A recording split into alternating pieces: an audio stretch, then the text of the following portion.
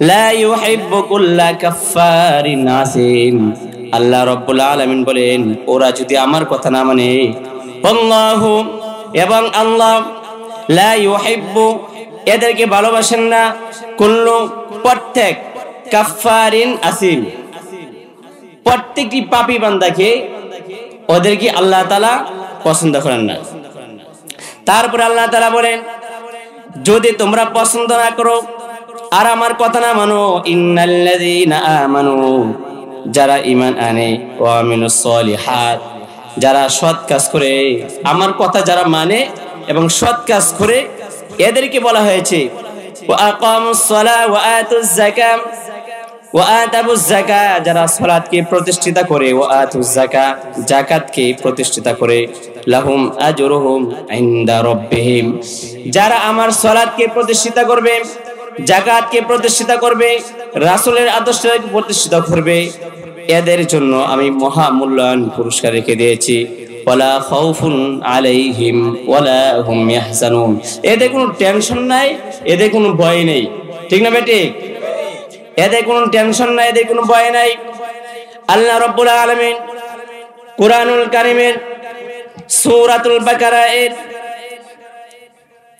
3 নম্বর পারা 6 নম্বর পৃষ্ঠা, এখানে আল্লাহ রাব্বুল আলামিন সুন্দরভাবে আমাদেরকে উপদেশ দিয়েছেন, যদি তোমরা এই কোরআনের দাওয়াত এবং হাদিসের দাওয়াত না মানো, তোমাদের জন্য হুম ফিহা খালিদুন চিরস্থায়ী ভাবে জাহান্নামে রেখে দিয়ে দিব। নাউজুবিল্লাহ।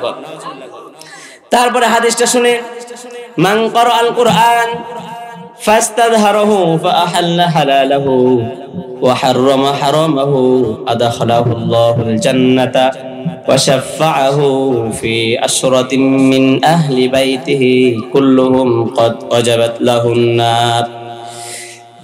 ক্বাদ ওয়াজাবাত লাহুন নার সূরা, এখানে হাদিসটা আহমদ শরীফের 2905 নম্বর হাদিস, ইবনে মাজাহ 216 নম্বর হাদিস।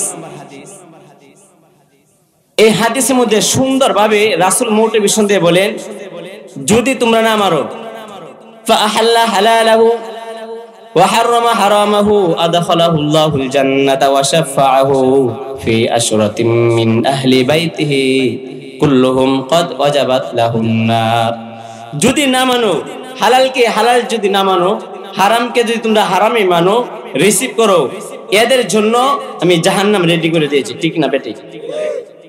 তাহলে কুরআনুল কারীমের সূরাতুল বাকারা এর 3 নম্বর পারা 6 নম্বর পৃষ্ঠা 275 নম্বর আয়াতে সুন্দরভাবে আল্লাহ তাআলা মোটিভেশন দিয়ে বলেন, আল্লাযীনা ইয়াকুলুনার রিবা লা ইয়াকুমুনা ইল্লা কামা ইয়াকুমুল্লাযী ইয়াতাখাব্বাতুহুশ শাইতানু মিনাল মাস। যারা সুদ খাবে, সুদের মধ্যে লিপ্ত হয়ে যাবে, লা ইয়াকুমুনা ইল্লা কামা ইয়াকুমুল্লাযী ইয়াতাখাব্বাতুশ শাইতানু মিনাল মাস, এদেরকে শয়তান পাগল করে দিয়েছে। নাউজুবিল্লাহ। কিয়ামতের ময়দানে 50,000 সানা, তখন 50,000 বছরের সমান একটা দিন হবে। ওই দিনের মধ্যে যারা সুদ খেয়েছে, এদেরকে আল্লাহ তাআলা কঠিন ভাবে জবাব দিতে হবে। এদেরকে আল্লাহ তাআলা বলবে, আজকে তোমরা কি করেছো? আমি দুনিয়াতে কোরআন এবং হাদিসের কথা দিয়ে দিলাম, কোরআন দিয়ে দিলাম, রাসূলের আদর্শ মোটিভেশন হাদিস দিয়ে দিলাম, তারপরে তোমরা মানতে পারো না, তাহলে বুঝবা এমন একটি জামানা আসবে আর এমন একটি জামানা আসবে, এই জামানার মধ্যে ধারাবাহিকভাবে 100-র মধ্যে 95%, 98% সুদ খাবে। নাউজুবিল্লাহ। তাহলে এই আয়াতের মুফাসসিরিনে কেরাম বলেন, الذين لا يأكلون الربا لا يقومون إلا كما يقوم الذي يتخبطه الشيطان من المس। এদেরকে আব্দুল্লাহ ইবনে আব্বাস রাদিয়াল্লাহু তাআলা বর্ণিত, রাসূল সাল্লাল্লাহু আলাইহি ওয়াসাল্লাম বলেন, এদেরকে শয়তান স্পর্শ করেছে, এদেরকে পাগল করে দিয়েছে। কিয়ামতের ময়দানে তারা পাগল অবস্থায় উঠবে। নাউজুবিল্লাহ। ذلك بأنهم قالوا إنما البيع مثل الربا وأحل الله البيع وحرم الربا। আমি ব্যবসাটাকে হালাল করে দিয়েছি, ক্রয় বিক্রয়টাকে আমি হালাল করে দিয়েছি, আর সুদটাকে আমি হারাম করে দিয়েছি। Our prophet Hazrat Muhammad sallallahu alaihi wasallam is the prophet of Allah. Allah sent him and Islam. Allah is Almighty who have given us ability to come here. For that end first I will praise of Allah. Allah sent him and Islam. জোরে জোরে এখন সুবহানাল্লাহ। আমি নিচে যারা বসেন আমি বুঝতে পারছি আপনাদের জজবা আছে। জোরে কোন আলহামদুলিল্লাহ। To serve before holy. Life is not bad of process. এই ছেটটা কারোর জন্য খালি থাকে না, যোগ্যতা কামাই নিতে হয়, ঠিক না বেটে? তাহলে আজকে আমার মূল আলোচ্য বিষয় হলো সুদ কারে হয়, সুদ কি, ঘুষ কি, কুফল কি। কোরআন এবং হাদিসের প্রমাণ সহ দলিল সহ আমরা আলোচনা শুনবো তো ইনশাআল্লাহ। শুনবো তো ইনশাআল্লাহ। কে কে শুনবেন না একটু হাত উঠে তো দেখি। আচ্ছা যাই হোক, আপনারা শুনবেন না? ও আমাকে পছন্দ হয় না আপনারা, না? তাহলে দেখেন কোরআন এবং হাদিসের প্রমাণ কিছু পয়েন্ট নিয়ে আসছে, আপনাদেরকে ইনশাআল্লাহ পয়েন্ট দিয়ে যাবে। আল্লাহ কবুল করে, বলেন আমিন। তাহলে কুরআনুল কারীমের সূরাতুল বাকারা এর 3 নম্বর পারা 6 নম্বর পৃষ্ঠার 38 নম্বর রুকু 275 নম্বর আয়াতে আল্লাহ রাব্বুল আলামিন সুন্দরভাবে বলেছেন, আল্লাযীনা ইয়াকুলুনার রিবা, যারা সুদ খায়, লা ইয়াকুমুনা, তারা বলবে, ইল্লা তবে, কামা ইয়াকুমুল্লাযী ইয়াতাখাব্বাতুশ শাইতানু মিনাল মাস, যাদেরকে শয়তান স্পর্শ করেছে, পাগল করে দিয়েছে। যালিকা বিআন্নাহুম ক্বালু ইন্নামাল বাইউ মিসলুর রিবা।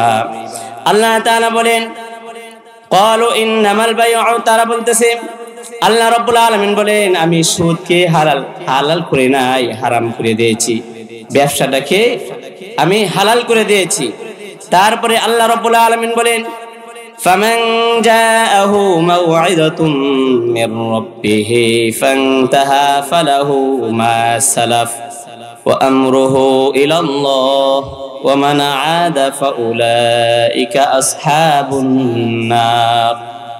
এদেরকে আমি ব্যবসাটাকে হালাল করে দিয়েছি, সুদটাকে হারাম করে দিয়েছি, যদি আমার কথা, আমার মোটিভেশন, আমার কোরআনের উপদেশ যদি না মানে, তাহলে এরা জাহান্নামের আগুনে পড়বে।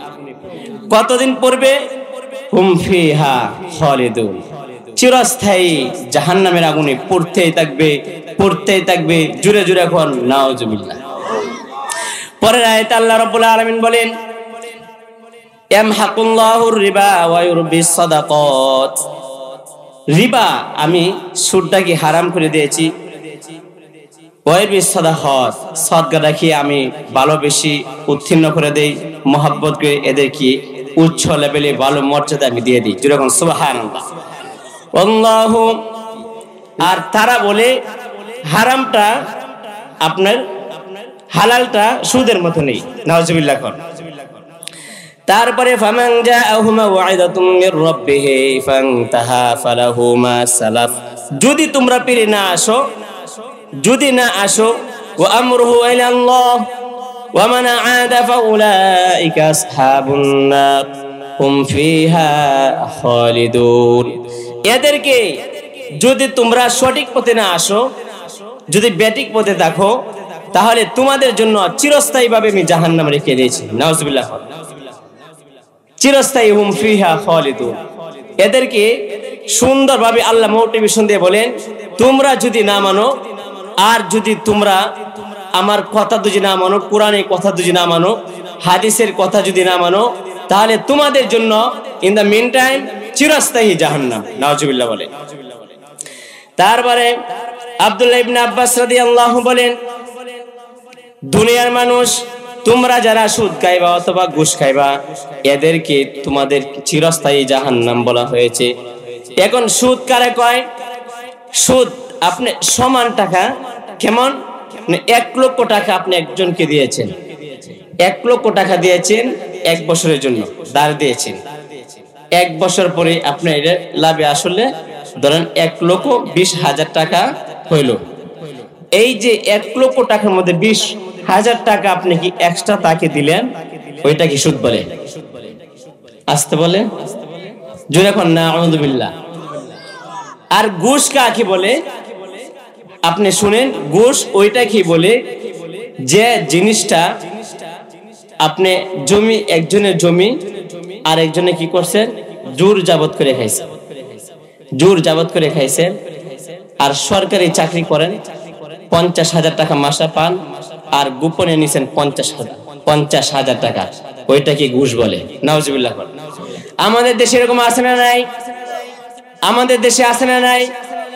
আজকে বর্তমান প্রেক্ষাপটে দেখা যায় কুরআন এবং হাদিসের প্রমাণ এইগুলি আস্তে আস্তে উঠাই দিতেছে। কুরআন এবং হাদিসের নাম এইগুলি উঠে যাইতেছে, এইগুলি আস্তে আস্তে বর্তমান প্রেক্ষাপটে প্রেজেন্ট ফিউচার এদেরকে সুন্দরভাবে বড় বড় সেক্টরে যারা নেতা আছে কুরআন এবং হাদিসের কথা বলার জন্য সুযোগ দেয় না। আছে না নাই?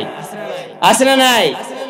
বর্তমানে প্রেজেন্ট ফিউচারে কুরআন এবং হাদিসের প্রমাণ যারা কুরআন থেকে ধারাবাহিক তাফসীর করে, কুরআন থেকে কথা বলে, হাদিস থেকে কথা বলে, এদেরকে আজকে জেল কাটতে হয়। ঠিক না বেটি? আওয়াজ দেন না কেন? ঠিক না বেটি? বর্তমানে দেখা যায় মুফতি আমির হামজা, শাইখুল হাদিস ইবনে শাইখুল হাদিস আল্লামা মামুনুল হক, এদের কোনো অন্যায় নেই, কোনো ভয় নেই, 3 বছর জেল কেটেছে। ঠিক না বেটি? কিন্তু আমাদের বর্তমান বাংলাদেশে এরকম নেতা নেত্রী আছে সারা জীবন গান বাজনার মধ্যে লিপ্ত হয়ে থাকে, হারামের মধ্যে লিপ্ত হয়ে থাকে, সুদ খাইতে থাকে, ঘুষ খাইতে থাকে। ইন দ্য মিন টাইম এই দেশটা কি অধপতনে নিয়ে গেছে সুদের মাধ্যমে।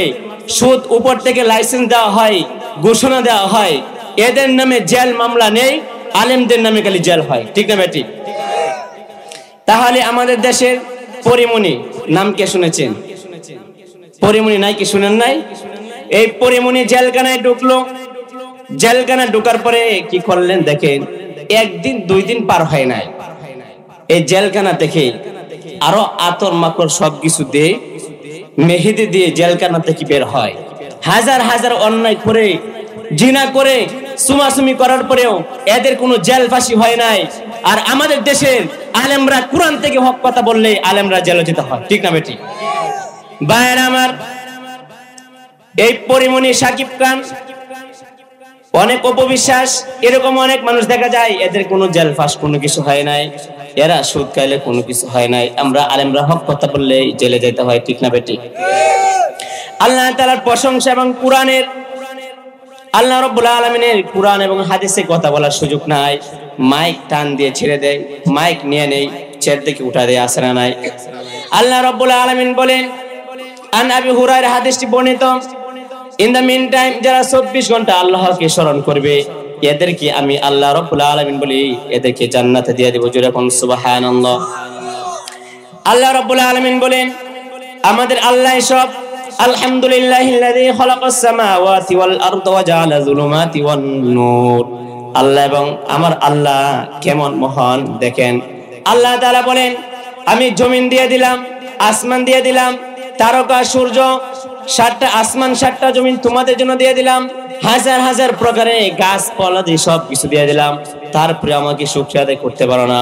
মনে রাখবা, তোমার চাইতে কপাল পোড়া পৃথিবীর বুকে আর দ্বিতীয়বার কেউ হতে পারে না। ঠিক না বেটি? তাহলে আল্লাহ তাআলা প্রশংসা করবো তো ইনশাআল্লাহ। আমার আল্লাহ তাআলাই সব, আমার আল্লাহ তাআলাই রব।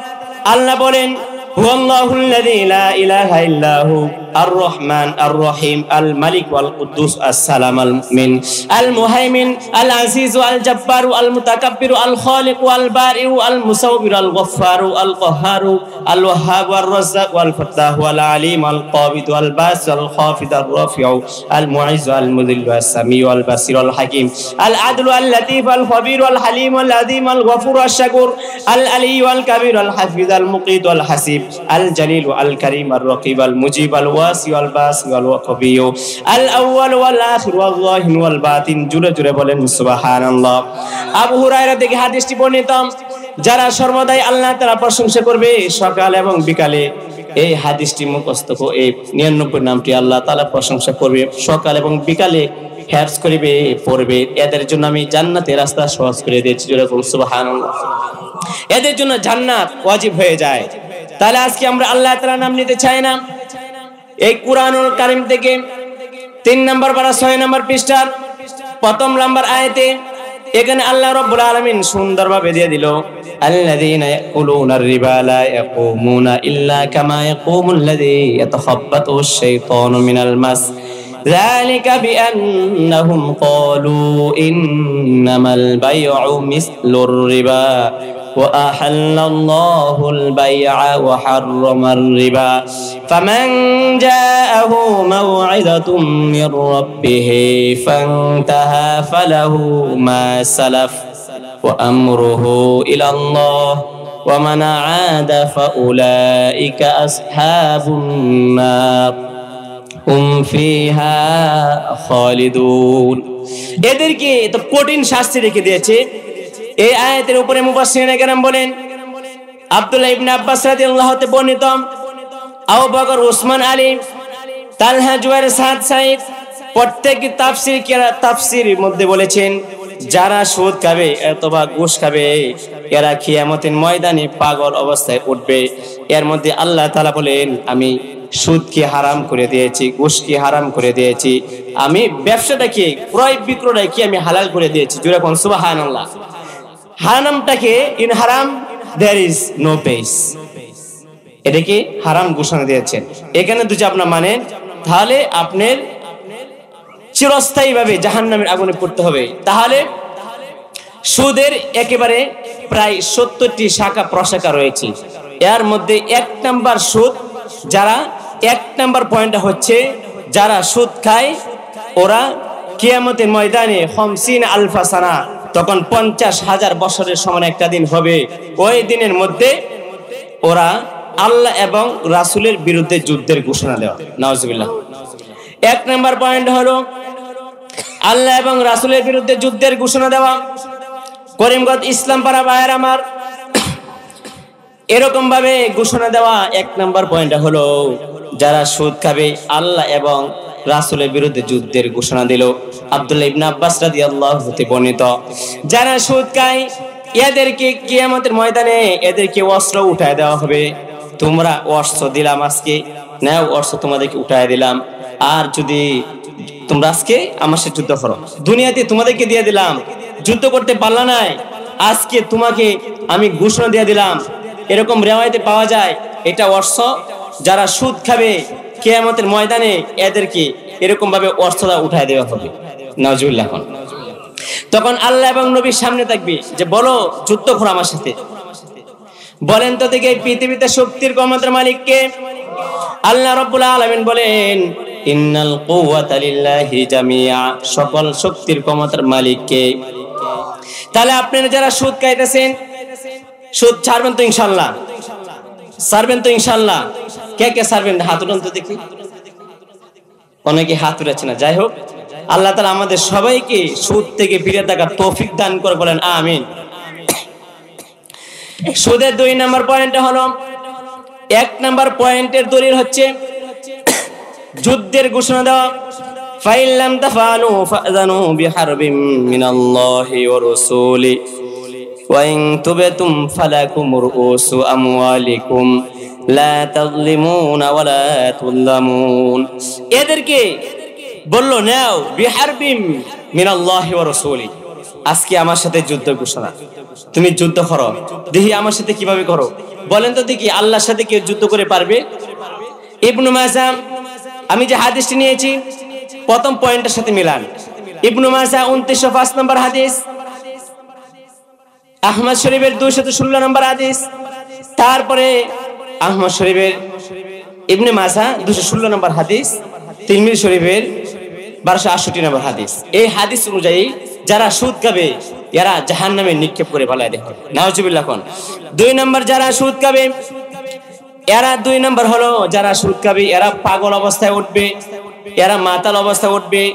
দলিল 275 নম্বর আয়াতে আল্লাহ রাব্বুল আলামিন বলেন, ইয়াতাখাব্বাতু শাইতানু মিনাল মাস যালিকা বিআন্নাহুম ক্বালু ইন্নামাল বাই'উ মিসলুর রিবা وأحل الله البيع وحرم الربا فمن جاءه موعظة من ربه فانتهى فله ما سلف এদেরকে এরা পাগল অবস্থা উঠবে, মাতাল অবস্থা উঠবে। বলেন তো দেখি, দুনিয়াতে যারা সুদ খায় এবং মদ খায়, গাঞ্জা খায়, এদের মাথা পাগল থাকে কিনা? এরা পড়ে যেতে চায়, অ্যাক্সিডেন্ট হয়ে যেতে, সুইসাইড করতে চায়, রাস্তার মধ্যে গাড়ির তলে পড়ে যেতে চায়, মাতাল হয়ে যায়, বেন্ডিবেড হয়ে যায়। এরা যদি ওই জিনিসটা খায়, এরকম পাগল অবস্থায় উঠবে কিয়ামতের ময়দানে, ওরা পাগল অবস্থায় উঠবে। 3 নাম্বার, সুদের 70টি শাখা, এর মধ্যে 3 নম্বর শাখাটি হচ্ছে কিয়ামত এমন ভাবে উঠবে তাদের গাড়ে মনে করবে চাপ দিয়ে ধরে রাখবে, এরকম ভাবে চাপ দিবে, চাপ দিয়ে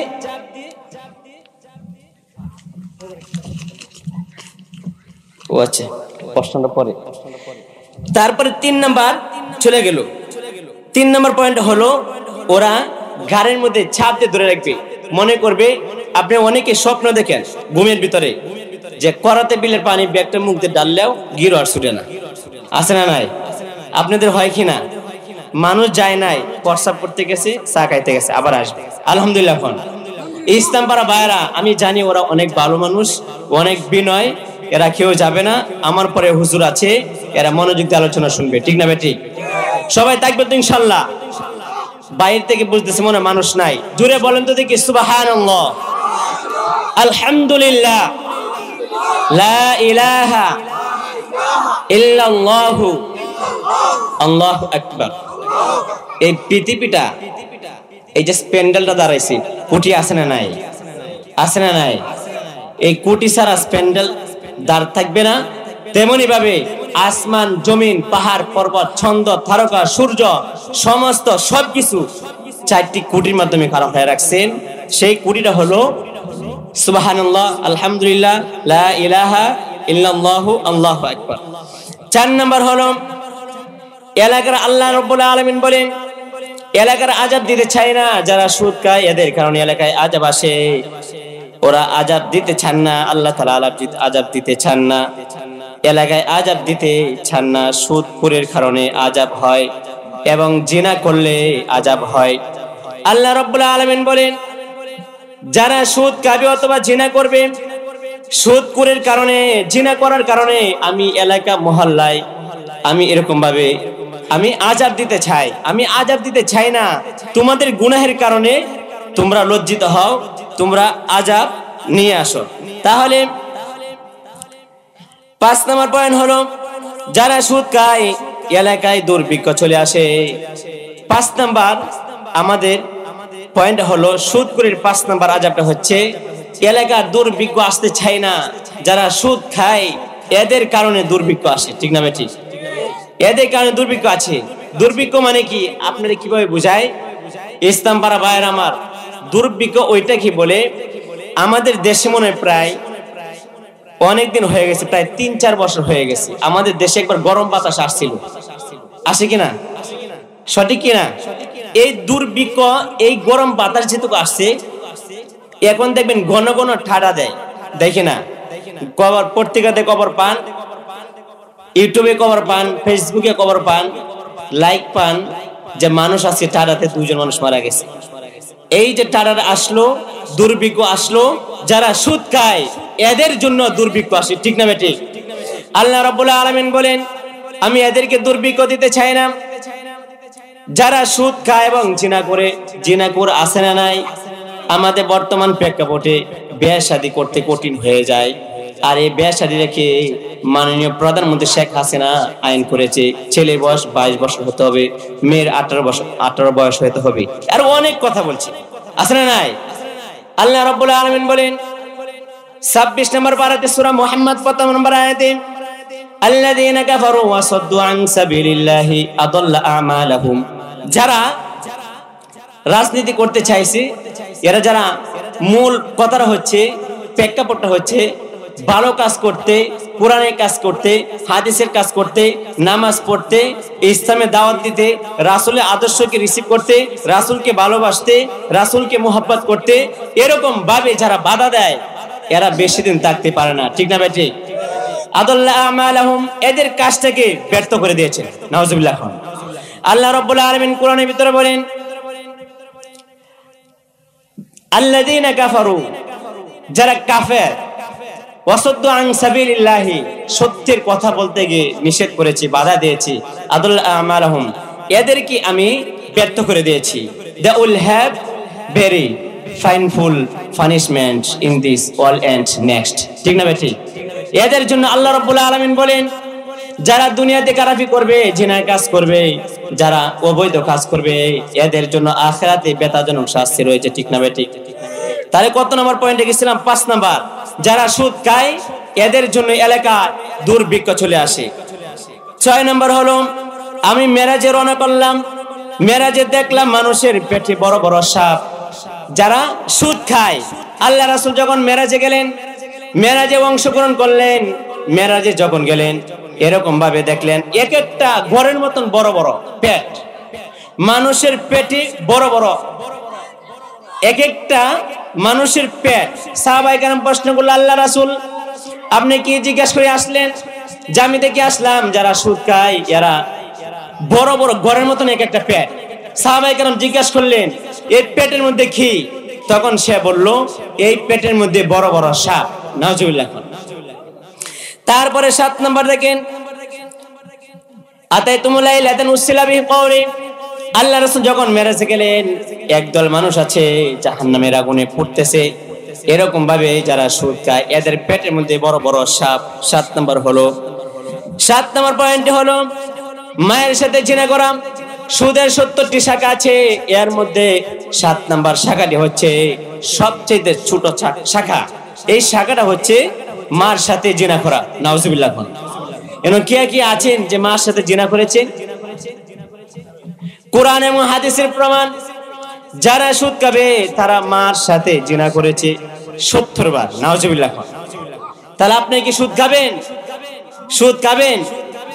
মনে করেন আপনি স্ত্রীকে নিয়ে আপনি ঘুমাইলেন, আপনি মিলামেশা করেন না, সেই কাজটা আপনি মার সাথে করছেন, নাউজুবিল্লাহ।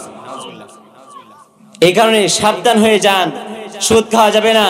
যেহেতু বিষয় দিয়েছে ওই বিষয়টা বলতে হবে।